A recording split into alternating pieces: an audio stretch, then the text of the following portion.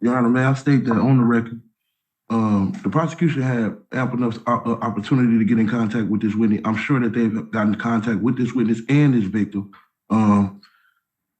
There's no intention on this witness or victim coming. Like I said, I don't know what else to do. I don't know how this is going. My attorney is sitting here telling me something about an argument. This is the only thing that is holding up. If you notice, I didn't have any prior violations while on probation. It's been 8 months and I'm not successful. I've never been successful on probation. I'm sure that they did get in contact with the victim. They were going to bring a police officer in here and try to state what we would call on the basis of truthfulness and trustworthiness.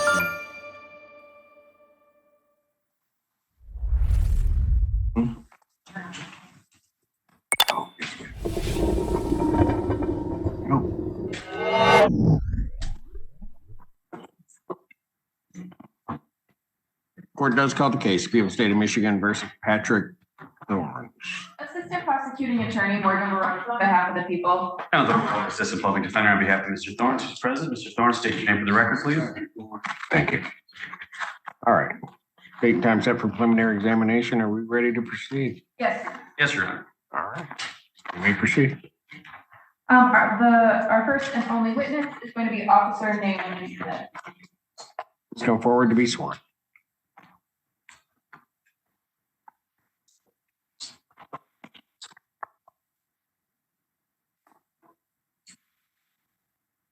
Right. Do you solemnly swear or affirm the testimony about to give the truth, the whole truth, and nothing but the truth, so help you God?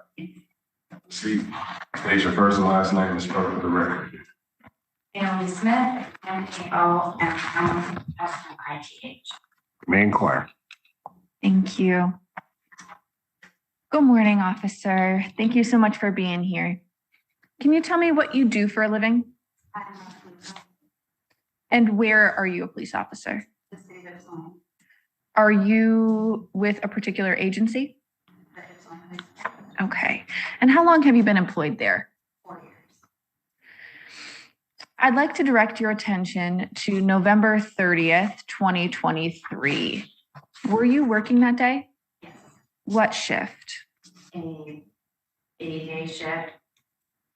6 a.m. to 6 p.m. Okay. Were you in a marked patrol car? And were you in uniform on that day? Were you dispatched to a 545 South Huron Street in Ypsilanti, Michigan, in Washtenaw County at that time? 4 or 5. I'm so sorry. You are correct. 454. Yes, I was. Thank you.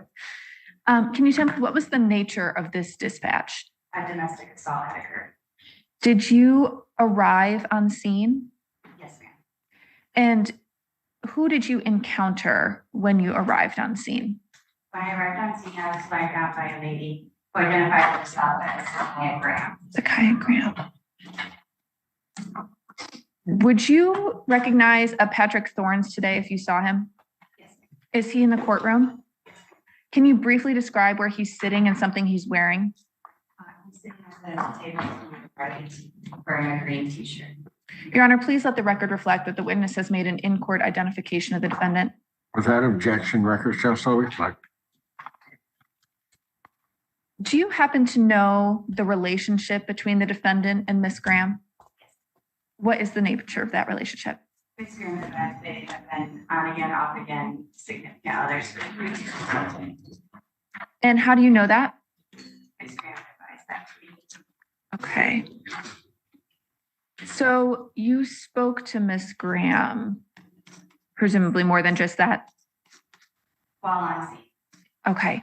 And did she say why she flagged you down? Yes. Miss Graham advised that she was at the location sitting in her friend's vehicle when her on again, off again boyfriend, Mr. Thorns, saw her and approached her. Miss Graham advised at that time, he got out of his vehicle and began yelling at her about money that she owed him. I just want to be clear about this. When you say her, began yelling at her, that was Miss Graham, not the friend? Correct. Okay. Thank you. Ms. Graham then stated that Mr. Thorns continued to yell at her about money that was owed to him. at which point he then hit her in the face with a closed fist. And then continued to yell at her about wanting to go to him. And then Mr. Thorns then grabbed her cell phone and. Judge, hearsay. Your Honor, at this point, I would say that this is admissible under 76827C. If Your Honor wants to hold, because this is a domestic violence situation, if Your Honor wants to hold your ruling on this objection. This is as to the phone that you're objecting? Yes, sir. 768.27 allows hearsay to be admissible to describe the infliction or threat of physical injury on the declarant, not theft. But I think it's been held to go to the entire domestic violence case. But okay, I'll hold the ruling on it. Your Honor, and just briefly in response, under People v. Only, it is our understanding that 27C does encompass the entirety of a domestic violence situation, not simply physical harm. Yes, that's the court's understanding also, but I'll hold the ruling on that. Thank you. You were saying something about a phone. Yes, Ms. Graham advised that during the physical altercation, Mr. Thorns grabbed her phone and grabbed a pack of cigarettes, causing several of her fingernails to get broken, and the fingernails were bleeding. Did you happen to observe any injuries? Yes, I observed her fingernails that were broken and bloody and blood on her face. Were there any photos taken of these injuries that you observed? Yes, while on scene, I took photos of her injuries.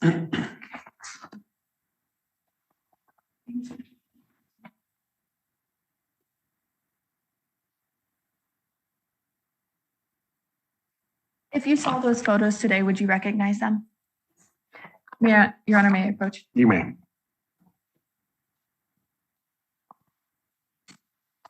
Please let the record reflect that I approached the witness with People's Proposed Exhibits 1 through 3. Looking at People's Proposed Exhibit number 1, do you recognize it? Yes, ma'am. Is that a fair and accurate representation of one of the injuries that you observed on Ms. Graham on November 30th, 2023? Can you briefly describe what you see? Yes, there's a hand in the picture with purple nails, and the thumb, it has a bunch of blood on it, and the nail is broken. Your Honor, the people move to admit People's Proposed Exhibit number 1. Any objection or voir dire? None for purposes of examination. Exhibit 1 is admitted. Moving on to People's Proposed Exhibit number 2, is that a fair and accurate representation of some of the injuries that you observed on Ms. Graham on November 30th, 2023? Can you briefly describe to me what you see in that photo? Yes, again, purple nails and 2 fingernails are broken. And there's also a cut to the thumb. And whose hand does that belong to? Ms. Graham. Your Honor, the people move to admit People's Proposed Exhibit number 2. Objection or voir dire? No objection or voir dire for purposes of exam. Exhibit 2 is admitted. And then finally, looking at People's Proposed Exhibit number 3, is that a fair and accurate representation of what you observed on Ms. Graham's face on November 30th, 2023? Yes. Can you briefly describe what you see in the photo? It's Ms. Graham's face, and her eyes closed, and you can see there's blood on her eyelid. There's a mark above her left eyebrow and a mark on her left cheek. Your Honor, the people move to admit People's Proposed Exhibit number 3. Objection or voir dire? None for purposes of exam. Exhibit 3 is admitted. No further questions at this time, Your Honor. Cross-examination. Thank you, Your Honor.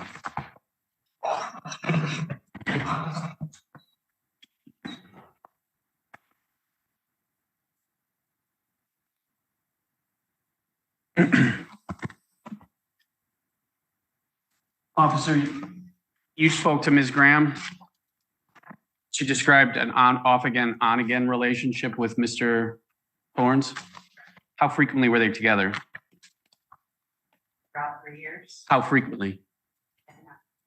How often did they see each other? What did they do when they saw each other? What was the nature of that relationship then? Dating. Dating? How frequently though?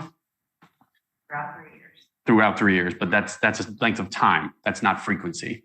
How frequently? You asked already, and I did not ask that. So you don't know? Correct. Okay. Were they exclusive with each other? Mr. Graham advised that he had a wife. So that'd be a no. Correct. Was she exclusive with him? Ms. Graham exclusive with Mr. Thorns? You don't know. Was there an expectation of affectional involvement in the relationship?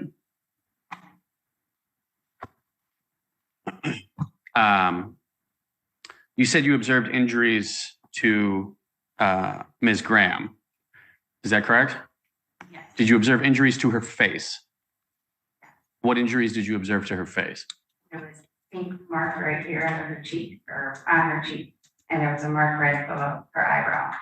So there were 2 marks. Okay. Was she bleeding in the face?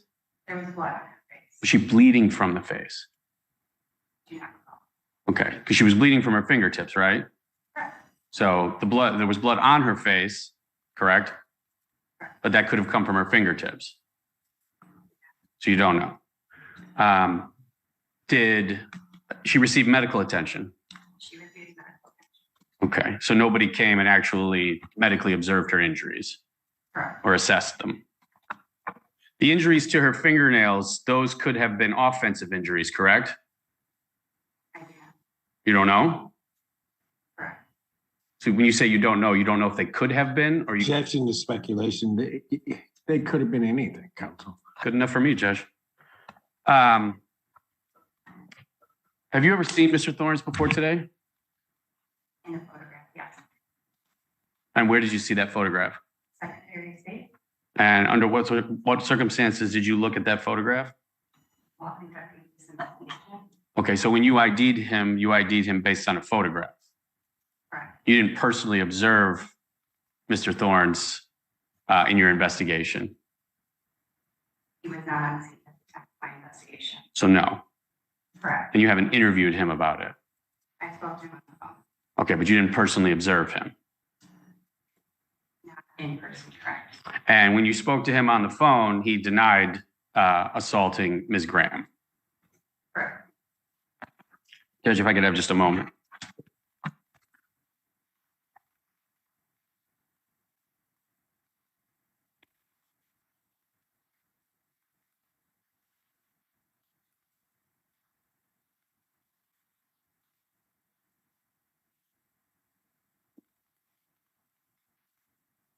When you spoke with Mr. Thorns, did he cooperate with you? Yes. And he told you he would cooperate with whatever you needed? No further questions, Judge. Any redirect? Only one question. Did Ms. Graham happen to indicate whether or not any of the injuries she had were from prior to this incident? No. I'm sorry, can you clarify? She indicated the injuries that she showed me were from that incident when I got called there. Okay, thank you. All right. You may step down. Thank you.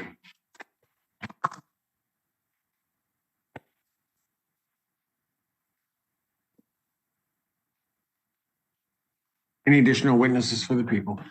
No, Your Honor. Any witnesses for the defense? No, Your Have a motion? Yes, Your Honor, the people move to bind over on count 1. At this point, we have heard testimony from Officer Naomi Smith as to the allegations on November 30th, 2023. The people believe that they are admissible under 768.27C.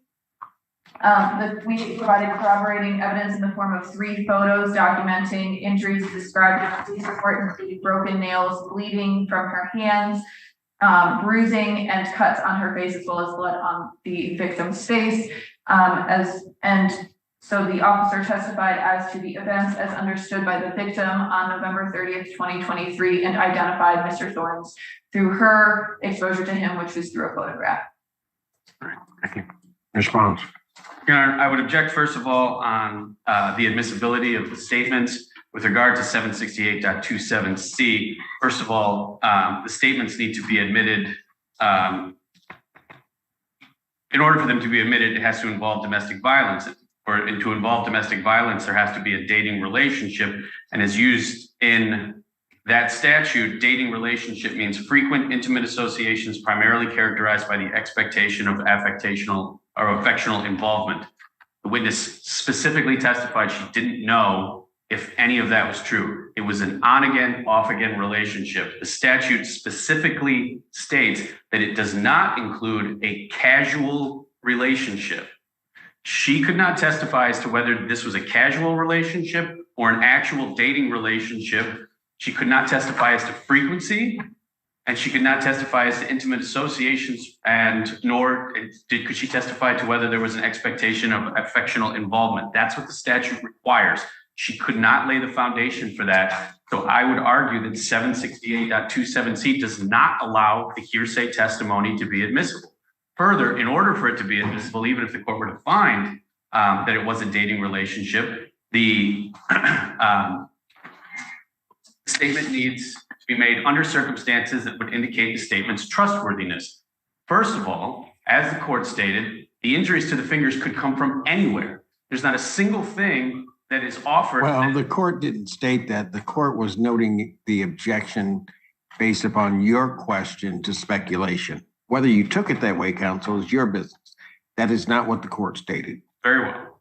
But regardless, Your Honor, those pictures do not prove anything to do with Mr. Thorns. They don't suggest that he was there. There's no evidence to prove that he was there. There's no independent evidence to support the fact that he was there. There's evidence to support that there were broken fingernails and blood on her face. That does not actually indicate the statement's trustworthiness. Additionally, one of the things that the statute requires the court consider is whether the client has a bias or motive for fabricating the statement and any extent of any bias or motive. And there is testimony that this woman was in some sort of relationship, maybe casual, we don't know, with a married man. So that in and of itself can create biases that a person might have to lie. We don't know what her biases may or may not be because she's not here. And if she doesn't come to court to testify, then we are limited in the information that we have. But in order to admit the statements under this exception, the court has to make those findings. And I would argue that under these circumstances, the state has failed to establish what it needs to get over the hearsay objection. So I would argue that the court should not consider those hearsay statements, but if the court does consider them, it is still up to the court to determine what weight to give them. And I would argue that any weight given to them would be insufficient to establish probable cause.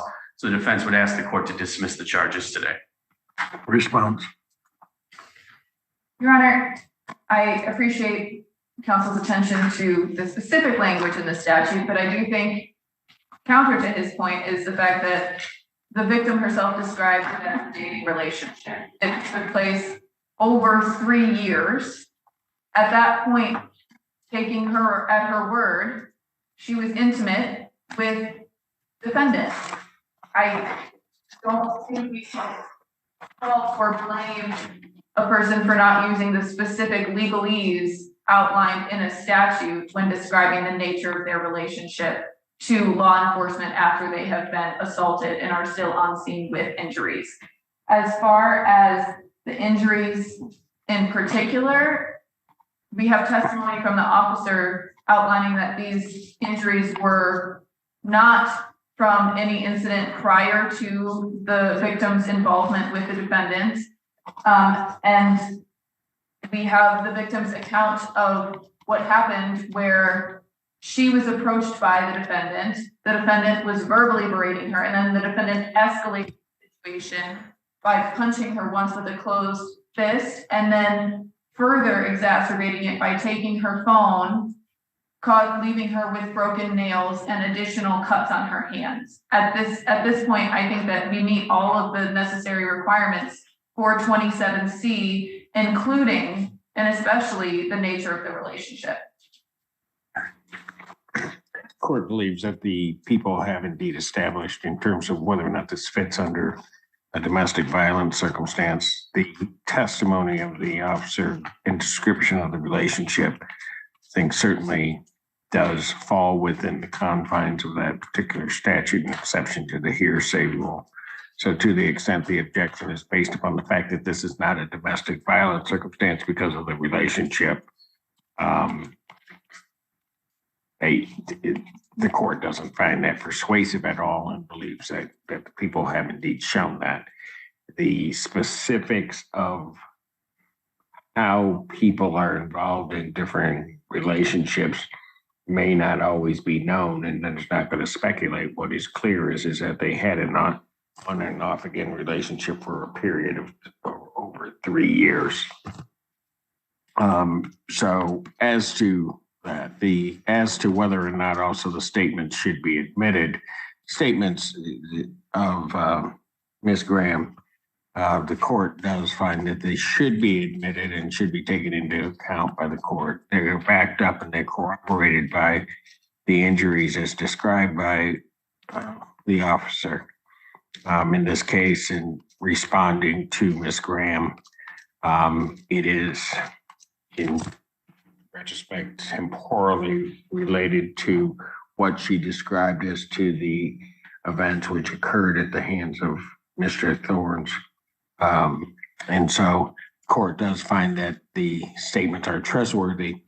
Further, the court does find, based upon the corroboration of the injuries to what Ms. Graham had described, the court gives those great weight with reference to this particular offense. So for those reasons, and noting that the court doesn't believe any of the objections stated by the defense, the court would then bind the defendant over to the circuit court to stand trial on this charge. Defense would acknowledge receipt of the information. We waive its formal reading. My client would stand mute as to the allegations, and he would demand a speedy trial. Defendant having waived formal reading, standing mute, court will enter a not guilty plea. Pretrial will be set for April 8th at 1:30 before Judge Slade Monday. April 8th. Yes. April 8th, 2024, 1:30, Judge Slay, Monday. Bond continue. Thank you.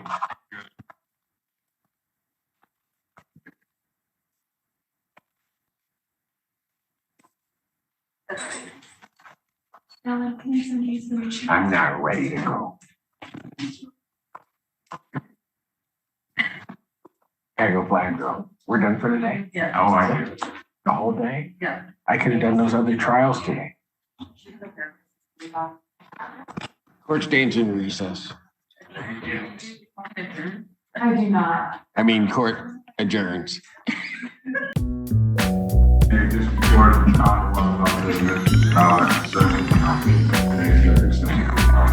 You may be seated.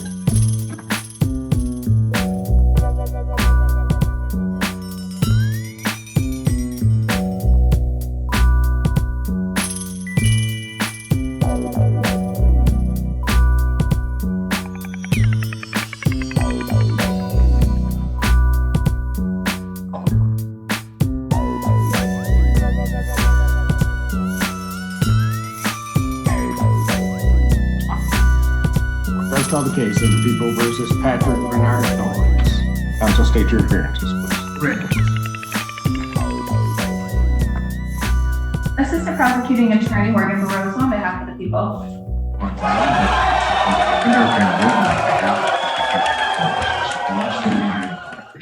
How you doing, Mr. Simpson?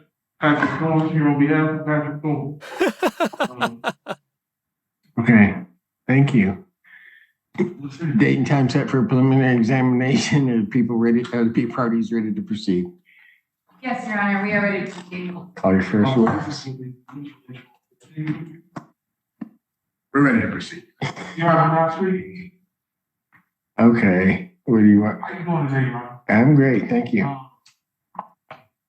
I was arraigned on the 29th of December, I believe, 28th. What? I was arraigned on the 28th and 29th of December. Last time I seen you, We had an argument, I believe, Ms.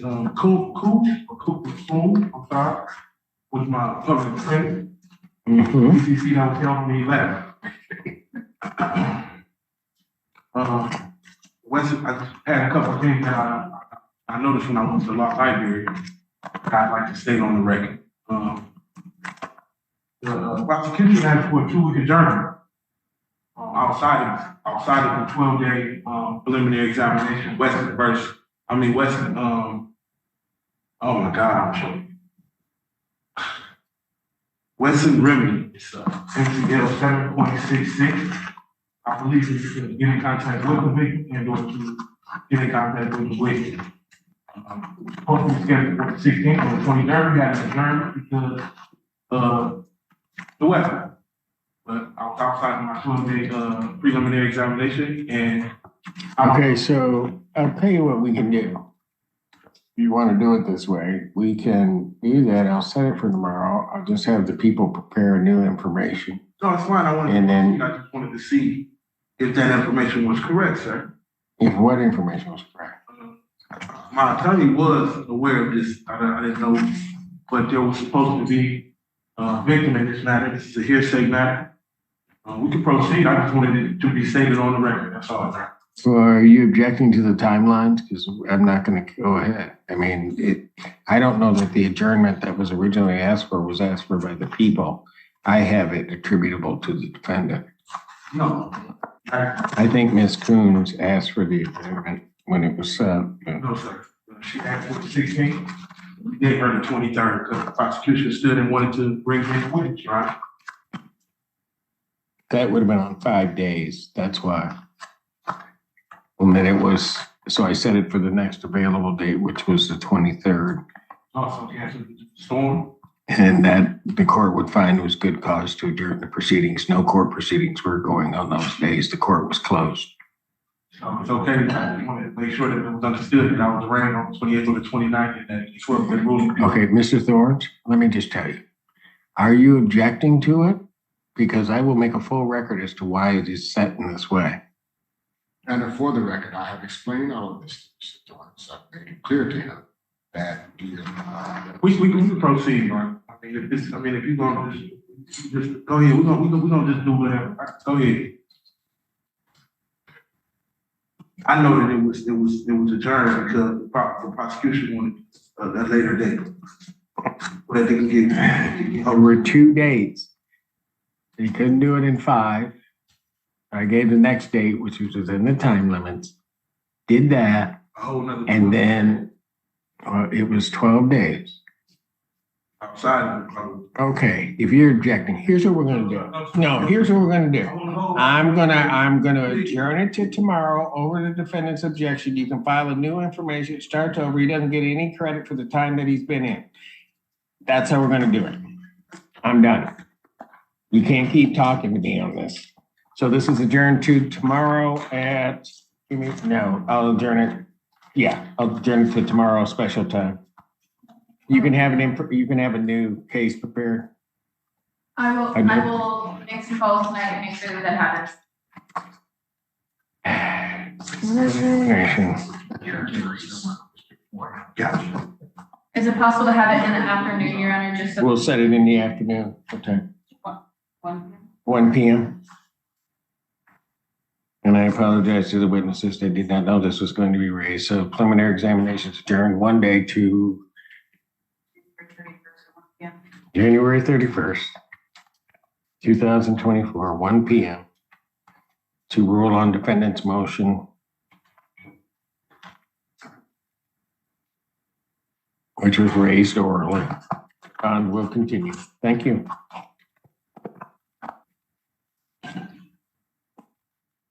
Yeah, officer present.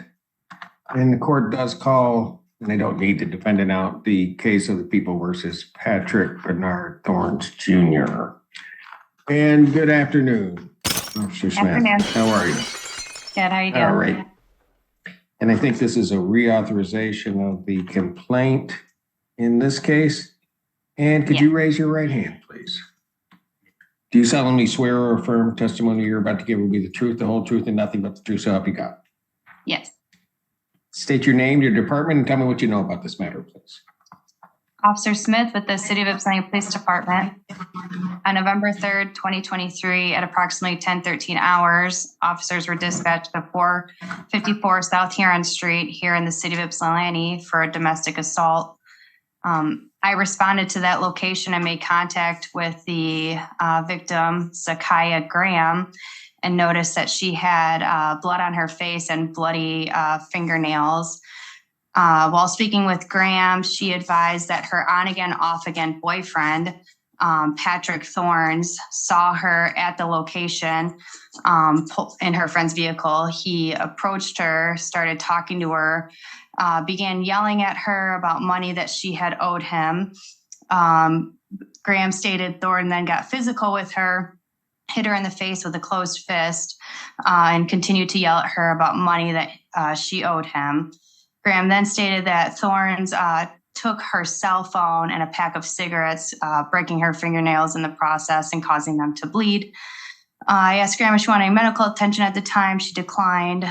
I made contact with Thorns via TX a couple hours later, as he was not on scene any longer. And he advised that he was home and could not have been there during the time of the incident. Thorn advised that Graham and him just recently broke up and she's not taking it well and making a bunch of false police reports. Thorns advised that he had home footage of himself at home during the incident, and I requested that he provide that. Thorns did provide a couple still frames from a home video that show him at his home in, what's the address? I know I have it here. Oh, 1 second. I want to give that address. That's fine.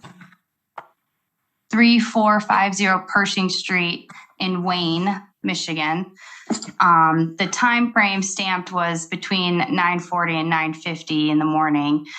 Dispatch called us at about 10:12. Between 10:12 and 10:15 is when the incident occurred. By doing a Google search, I was able to observe that it would take Thorns 20 minutes to get to the location. I again requested that he provide footage of him at home during the time of the incident, and had not gotten any further photos from him regarding that. I later observed surveillance footage from the business where the incident took place, and I observed the white vehicle that Thorns was said to be in pull up next to the silver Malibu that Graham's was in. The subject exits the vehicle. The video is very grainy, bad quality, but you can see a subject exit the vehicle and go into the silver Malibu for several seconds, kind of difficult to see. He's bent over the front driver's side, and then get back into the white Escape and leave the area. Okay, very good. And a lien check indicated that there are previous convictions for domestic violence for this individual. Yes. Yes. All right. Based upon that, the court does find that there's probable cause to believe that the individual alleged in the complaint, Mr. Thorns, has committed the offenses, and the court will authorize the complaint. Thank you. Thank you. You're gonna need him brought out. I gotta rule his motion. Waiver now. Yeah, why don't we do the waiver now? Go ahead. The people waive any potential conflicts between this honorable court and the public defender's office. If any conflict exists, we may make this waiver in avoidance of any doubt. Mr. Brown, on a Wednesday, you get to do this. Go ahead, sir. Good afternoon. On Brown, defender. Your Honor, we do not believe any conflicts exist in this honorable court hearing on these matters involving the public defender's office. If conflict were to arise, we would waive that conflict. The court also does not believe that there is a conflict either under the Michigan court rules or the cases decided thereunder. To the extent a conflict exists, given the waivers, the court will consent to hear the matters. And Mr. Thorns on this one.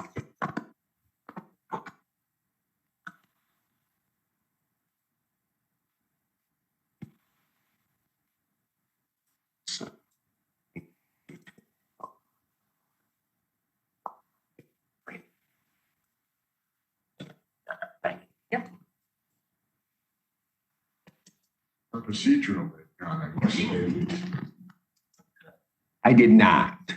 I did not dismiss it. I didn't rule on this motion. I'm going to rule on it today. so we just did a reauthorization. Correct. Which actually be classified. This proceeding? Yeah, the first thing procedurally I'm going to do is this. Court does call the case of the People State of Michigan versus Patrick Bernard Thorns, that being case 23F2-1724. So on behalf of the people. We're ready in this matter, Your Honor. One round Patrick Thorns here on behalf of Patrick Thorns, sir. All right. On this matter, yesterday, Mr. Thorns raised the issue of whether or not the statutory guidelines regarding his preliminary examination timelines regarding the PCC and preliminary examination, that whether the case without a waiver had extended beyond that.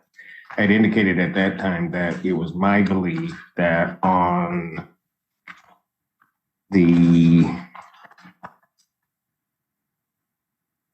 whether it was January 11th, when the exam was set for this date, that there was indeed a request by the defense to adjourn and no objection to the setting of the date. Although the CARO or the Register of Actions does not reflect that, out of an abundance of caution, I indicated yesterday that I would look at it, see what I could determine, and then rule on the matter today. I'm still unable to determine that. So in order to protect the defendant's rights, taking what he raised as a motion, the court will grant his motion and dismiss this case. I will then show that case is dismissed. Since Mr. Thorns is here, I will arraign Mr. Thorns on a new complaint, which has been authorized against Mr. Thorns. Mr. Thorns, you are before the court on the charge of domestic violence third. This is alleged to have occurred on November 30th, 2023 at the location of 454 South Huron Street, City of Ypsilanti, Washtenaw County, State of Michigan, event against a Zakia Graham. That complaint specifically alleges that on that date and at that location, you did make an assault or an assault and battery upon Zakia Graham, an individual with whom you had a dating relationship contrary to Michigan statutes. You understand that, sir? The complaint further alleges that this would normally be a misdemeanor offense.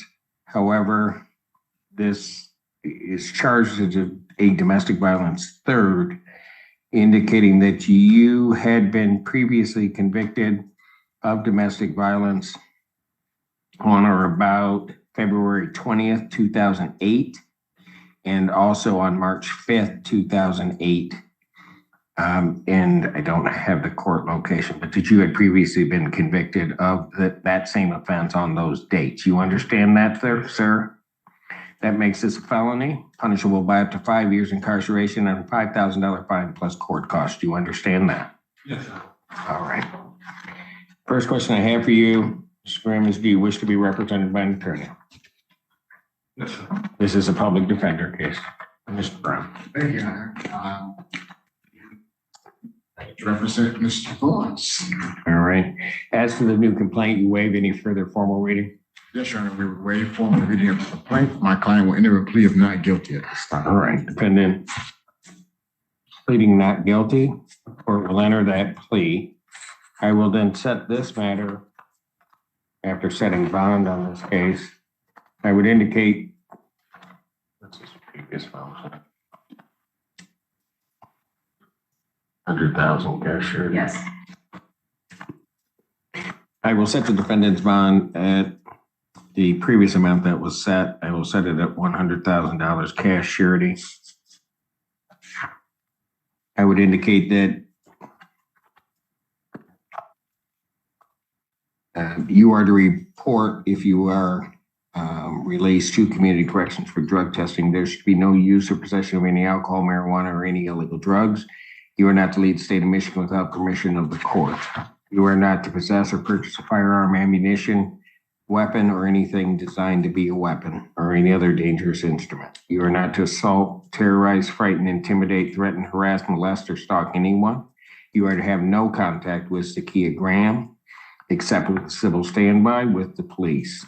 You are not to leave, or you are not to have or attempt to have any direct or indirect contact with that named individual in person, through others, by electronic communication, including but not limited to phone, email, texting, internet, or social media. Do you understand that, sir?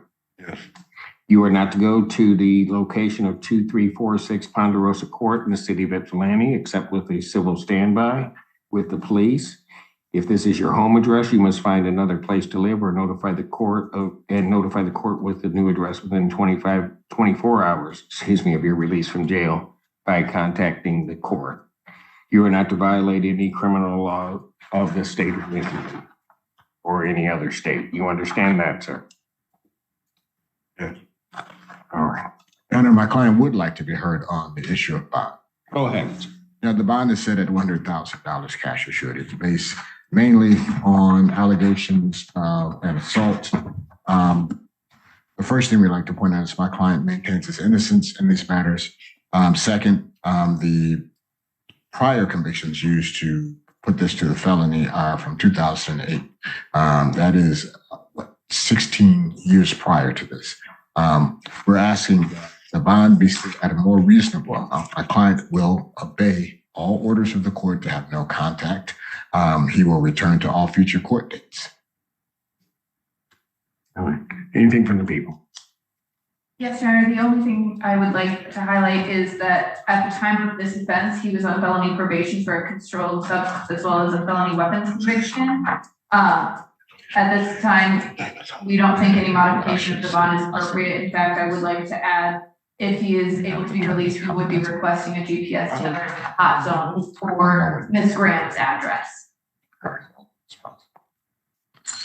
Your Honor, may I state that on the record, the prosecution had ample enough opportunity to get in contact with this witness. I'm sure that they've gotten in contact with this witness and his victim. There's no intention on this witness or victim coming. Like I said, I don't know what else to do. I don't know how this is going. My attorney is sitting here telling me something about an argument. This is the only thing that is holding me up. If you notice, I didn't have any prior violations while on probation. It's been 8 months and I'm not successful. I've never been successful on probation. I'm sure that they did get in contact with the victim. They were going to bring a police officer in here and try to state what we would call on the basis of truthfulness and trustworthiness, Your Honor. I just brought up the fact that my due process was violated, and in violating this due process, they were still waiting for a victim or a witness who never showed, Your Honor. All right. I'm gonna defendant's bond is on the previous case in the amount of $100,000 cash surety with the conditions that I have. I will set this matter for PCC. That's the next one. That's the next one. Yes. Set probable cause for February. Well, why don't we do both? 12. dates? Let's do both dates. I got to set a PCC, so he was at PE, so it's got to be set before me. So we're in 21 days, so we don't have the same issue. So the 20th. Yes. I'll give you 2 dates. Probable cause conference will be set February 8th, 2024, 9 a.m. I will also at this time set a preliminary examination for February 20th, 2024 at 9 a.m. in person. That is before me. Thank you.